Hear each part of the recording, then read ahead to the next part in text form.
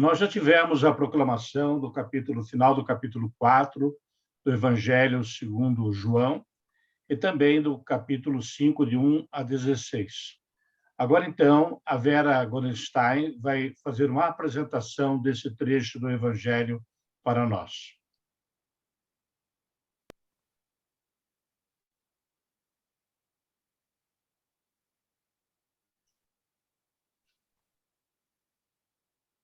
Evangelho de Nosso Senhor Jesus Cristo, segundo São João.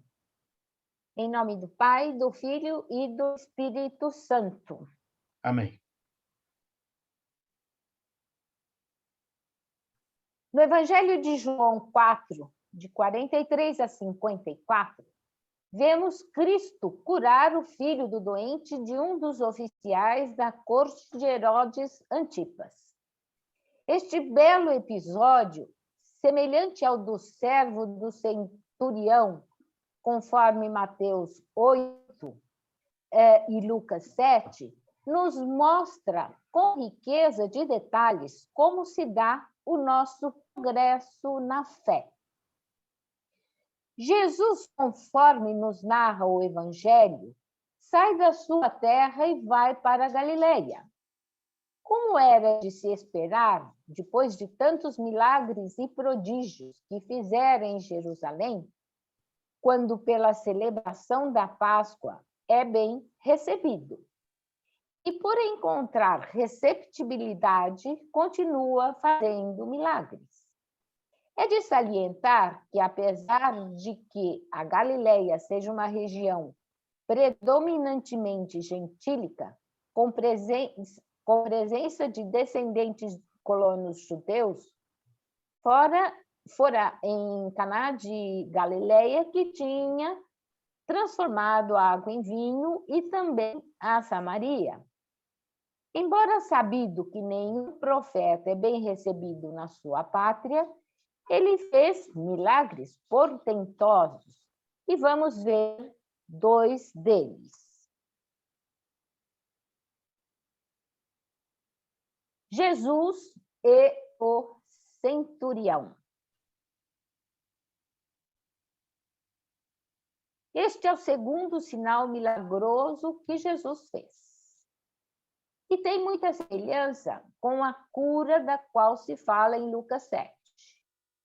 Jesus faz milagres que confirmam a sua missão, mas, ao mesmo tempo, sublinha também que ele deveria ser reconhecido por vê-lo fazer coisas extraordinárias e pelo que ele dizia.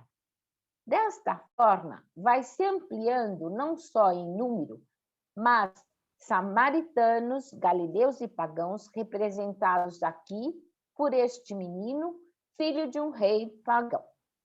Assim, Jesus mostra que todos, e também os poderosos, necessitam de uma profunda conversão.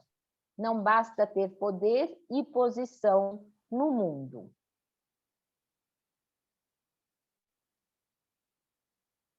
Jesus não desce a Cafarnaum. Quem tem que descer, confiando em Jesus, é o pai do menino. Teu filho vai viver. A garantia que Jesus dá ao homem cujo filho estava à beira da morte é a sua palavra. No texto de hoje, mais uma vez, estamos diante de um milagre ou simplesmente sinal, característica fundamental do Evangelho de Jesus, segundo São João. O milagre da vida como sendo o dom de Deus. Evangelho de São João, respondendo ao apóstolo Tomé, afirma com toda a sua autoridade: eu sou a vida. Em João 14, capítulo 14, versículo 6.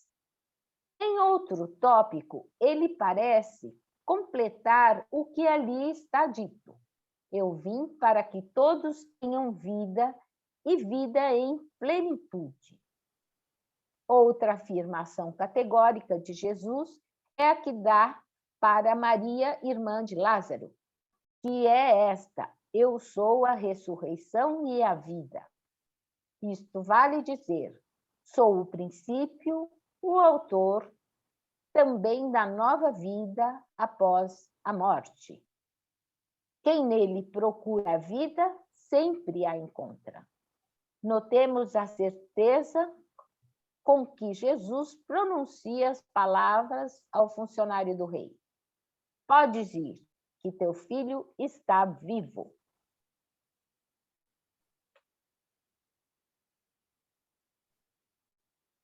O oficial tinha um filho doente em Cafarnaum.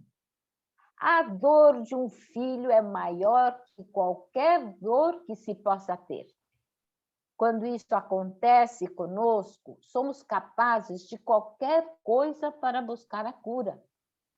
Este oficial que ouvira falar que Jesus voltara para a Galileia foi ao seu encontro.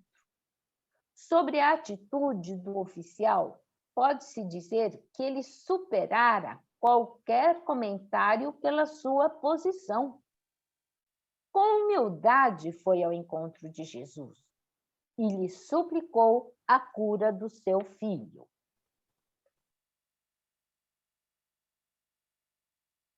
Admirado com as provas que Cristo dava de si, prostra-se o oficial de Herodes aos pés do verdadeiro rei e pede-lhe um milagre. O Senhor, porém, provoca-o, nega-lhe a princípio o que pede para que, fazendo-lhe crescer a fé, alcance enfim o que pedira. Apesar da resposta de Jesus, o oficial não esmorece e, com santa insistência, pede uma vez mais: Senhor, desce antes que meu filho morra. E diante da persistência, algo sempre tão agradável a Deus, responde Cristo: vai, o teu filho está passando bem. Jesus convidou a fé com sinais, depois de pô-lo à prova com uma negação, e vencida a prova, aumentou-lhe com generosidade. O homem, após rogar com confiança, acreditou na palavra de Jesus e foi embora.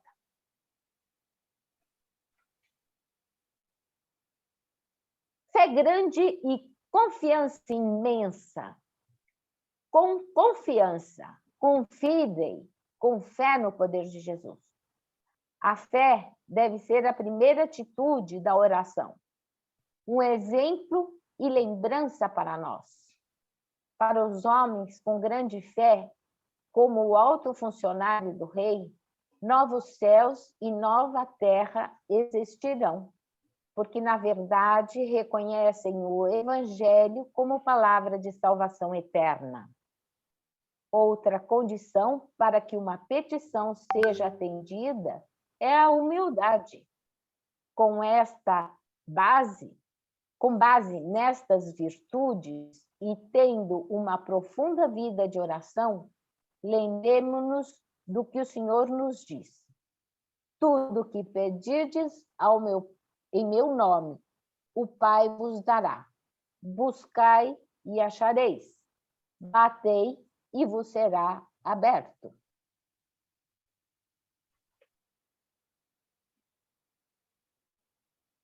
A plenitude da vida que Jesus nos vem trazer não se restringe aos horizontes fechados da vida presente, como pensavam muitos humanistas e utopistas. A vida humana, acima de tudo, é dom de Deus, vem de Deus e se realiza na posse terrena e eterna de Deus. Foi essa vida que Deus concedeu a nossos primeiros pais e Jesus nos vem reconquistar pela encarnação, pelo mistério da sua vida, morte e ressurreição. Por isso, Santo Agostinho afirma com tanta propriedade: o nosso coração está inquieto até que descanse em vós.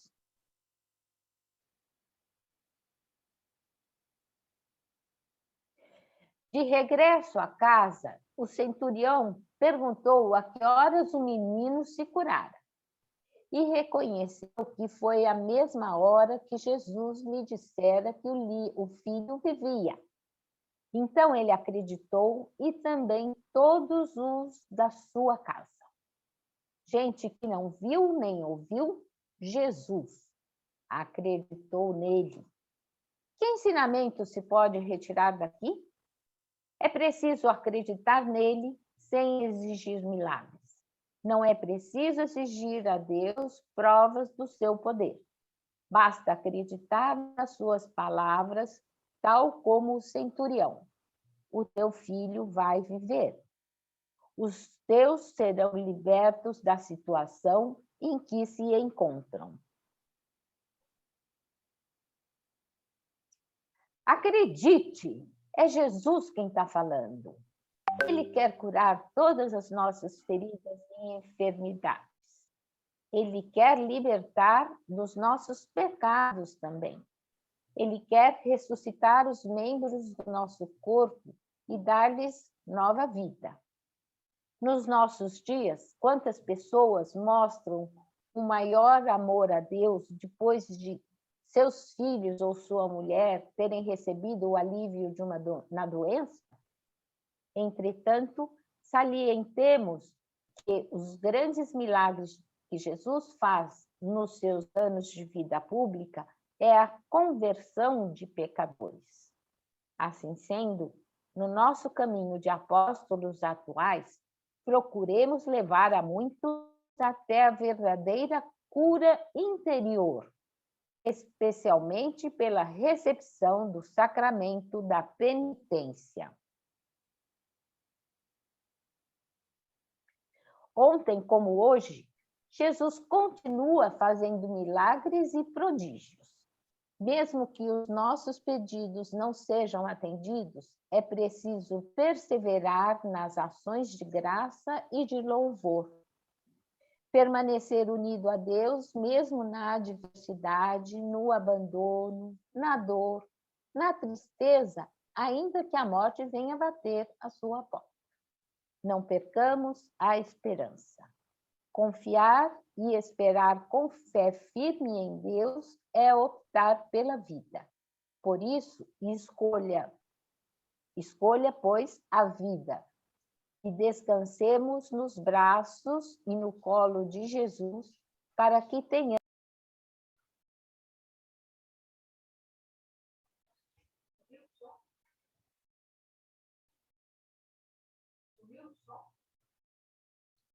tenhamos vida em abundância. Liga o som, Vera. Vera, está sem som. Liga o microfone.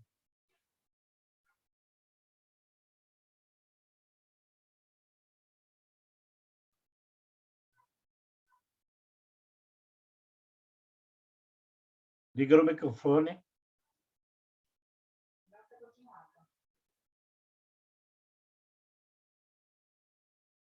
Acreditamos que os ensinamentos que Jesus deixou na sua igreja nos bastam para vencer a morte e conduzir a vida eterna. Agradeço a atenção que dou à palavra de Deus. Os milagres de Jesus manifestam e atualizam o amor de Deus na nossa realidade frágil e contingente. Ao realizá-los, Jesus interpela-nos, desafia-nos a confiar neste amor, não só a crer que Ele é Deus, mas acreditar que Ele nos ama. Acreditar em milagres possíveis em nossas vidas e na dos demais. Que saibamos mostrá-lo todos com quem convivemos, os próximos mais próximos, a nossa família. Em especial, creio que Jesus é o maior milagre do universo. Ele é o todo amor que Deus contido num coração humano, numa face humana, disse Bento XVI. São Tomás de Aquino, na Lectio 11, diz que este oficial representa todos os homens, não apenas porque nele se encontra uma alma que, por sua vez, está em relação com o soberano, mas também porque Deus lhe concede autoridade sobre todas as criaturas. A figura do filho representa também que somos vítima da febre dos maus desejos e da concupiscência. Portanto, essa doença significa todo pecado. Jesus cura o paralítico. O significado de Betesda. Betesda é mencionado apenas uma vez no Novo Testamento, aqui em João 5:2. Nessa menção temos o paralítico. Betesda, transcrição grega da voz aramaica, Betesda, que significa casa de misericórdia. Variantes textuais leem Betesata ou Betsaida. O portão das ovelhas foi, sem dúvida, por onde as ovelhas passaram a caminho de serem sacrificadas no templo. A piscina de Betesda estava perto, ao norte da delegacia do templo. Nos primeiros manuscritos, há uma série de ortografias para o nome do grupo. A maioria das traduções em inglês dá-lhe como Betesda, que, como já mencionado acima, significa Casa da Misericórdia. Isso parece ser apoiado por uma referência no rolo de cobre descoberto em Qumran. No caso da arqueologia sobre a Porta das Ovelhas, onde havia uma piscina chamada Betesda, ou Casa da Misericórdia, a qual daria acesso a 5 pórticos ou galerias. A ideia de um lago pentagonal com 5 galerias contíguas provocou alguma estranheza em alguns exegetas, que, em consequência, julgaram tratar-se de um cenário alegórico. A piscina simbolizaria a fonte espiritual do judaísmo. Os 5 livros da lei de Moisés, o Pentateuco. Porém, em escavações recentes, foi encontrada uma piscina antiga, talhada na rocha e cercada por 4 galerias. No meio estava dividida em 2 recintos, cada um com diâmetro de 48 por 68 metros. O paredão divisório media 7,5, por sua vez, uma galeria, a 5ª ou 5º pórtico da piscina. Após um estudo arqueológico mais aprofundado, a função das 2 piscinas separadas começou a ser revelada. A piscina ao sul, que tem uma série de degraus largos, serviu como um mikveh, um banho usado para imersões rituais no judaísmo, enquanto a piscina ao norte, maior, serviu como reservatório para fornecer água continuamente para a piscina menor.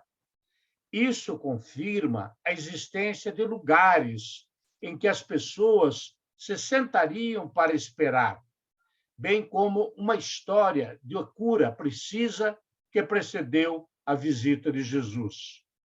Era comum em todo o mundo construir banhos curativos ao lado de nascentes naturais cercadas por colunas. Os doentes bebiam e tomavam o banho nas águas e depois dormiam dentro do templo, semelhante ao que João descreveu no Evangelho.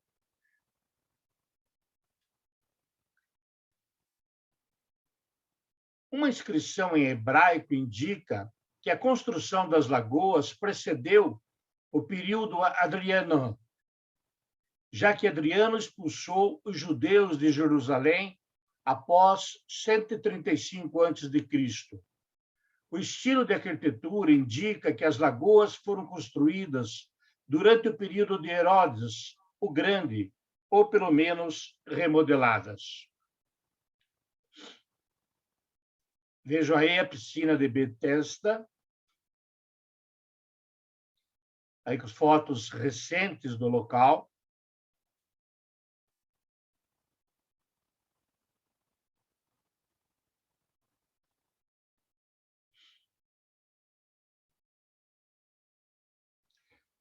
Os doentes, que eram frequentemente vistos nas varandas da Lagoa de Betesda, formaram dois tipos.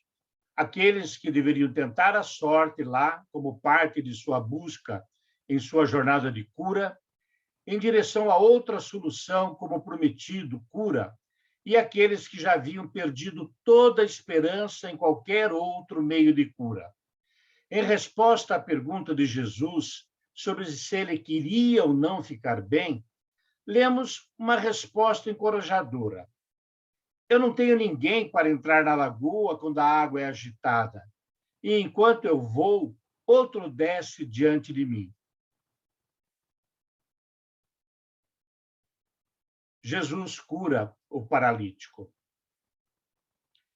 João apresenta um panorama muito interessante, já que Jesus se torna presente nesse lugar onde muitas pessoas chegam para encontrar alívio físico, assim como o paralítico de Betesda fez. Jesus pergunta ao paralítico: você quer ser curado? É claro que o paralítico de Betesda pensava em outros termos desde o versículo 7, mostra que ele acreditava, como os outros, que o primeiro que entrasse na água tinha a possibilidade de ser curado. É aqui que Jesus mostra que quer curar o paralítico, dizendo: pegue sua cama e caminhe. Podemos tomar este ato de Jesus como soberano. Não é necessário que a água se mova. Basta ao paralítico a palavra de Jesus. Em verdade vos digo, aquele que acredita em mim, nas obras que eu faço, ele vai fazê-las também. E ele deve fazer ainda maior, pois eu vou até ao Pai. Podemos dizer que encontramos nesse paralítico um homem, uma profunda humildade. Provavelmente um solitário que não teria amigos ou parentes que o ajudassem a entrar na piscina quando o anjo movia a água. Também sua paciência é notável. As circunstâncias de toda uma vida difícil. A compaixão de Jesus por ele o leva imediatamente a ajudá-lo, pois sabe que está ali há 38 anos. A virtude da humildade, tão difícil de viver, atrai a Jesus. Que as nossas súplicas sigam esse exemplo, a fim de alcançarmos as graças que necessitamos. Uma coisa é fato: para que as coisas aconteçam em nossas vidas, precisamos estar no lugar certo. Somente assim faremos o que Deus espera de nós. Fazer a tua vontade e ser-te agradável. Esse foi sempre o grande segredo dos santos de todas as épocas. Que as nossas súplicas sigam esse exemplo, a fim de alcançarmos as graças que necessitamos. A vontade de Deus é divinamente santa e sábia. E o cristão será santo e sábio na medida em que transformar a própria vontade na dele. O seu alimento é cumprir a vontade de quem o enviou. Por isso pode dizer: não sou eu quem vive, mas Cristo que vive em mim. Não é quem diz Senhor, Senhor, que entrará no reino dos céus, mas quem cumprir a vontade do meu Pai. E eu falei para vocês em nome do Pai, do Filho e do Espírito Santo. Bom, infelizmente caiu, né, o celular da Vera. Eu concluí a leitura do texto que ela preparou. E agora, então, iremos para as pequenas salas, mais uma vez, para continuarmos a reflexão desses trechos do Evangelho. Sempre lembrando que, neste momento, é o momento de você trazer a passagem para a sua vida, ver o que ela representa para você, o que o Senhor te diz neste momento, o que ele te exorta, o que ele te indica. E também você responder em forma de oração aquilo que vem no seu coração, aquilo que você decide crer. Então, por 30 minutinhos e voltaremos aqui para a nossa sala principal. Até já, pessoal.